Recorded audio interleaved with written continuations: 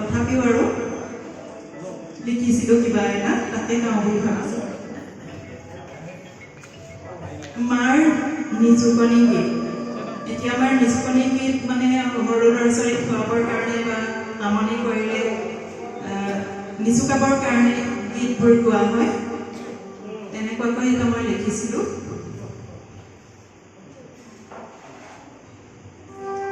আমাৰে মইনা শুবয়ে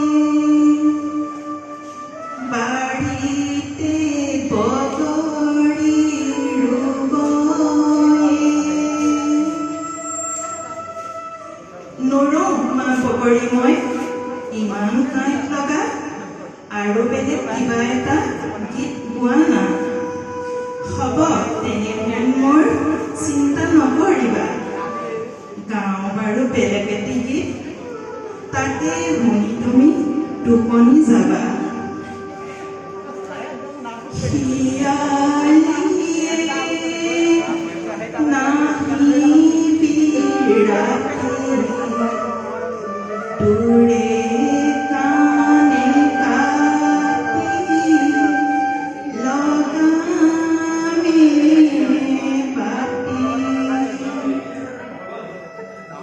কিনো বাৰু কাম কোৱা মা শিয়ালিৰ কাণখন আকৌ কিয়নো কাটিবা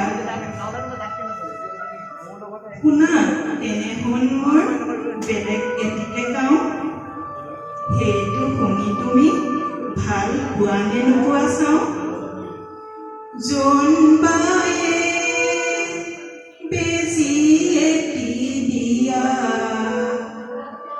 পোনাটিৰ সৰু মোনাৰ তলিখন ফুটা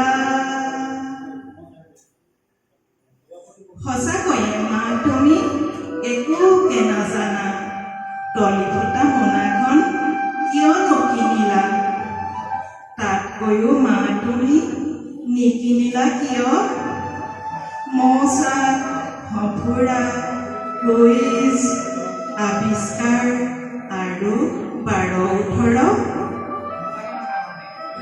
নিজুকণি গীতবোৰ বাৰু ভালেই পাওঁ মই পিছে আমি জানিবলগীয়া বাকী আৰু বহু আছে বহুতো সেইবোৰ জানিবলৈ মা আমি পঢ়িব লাগিব।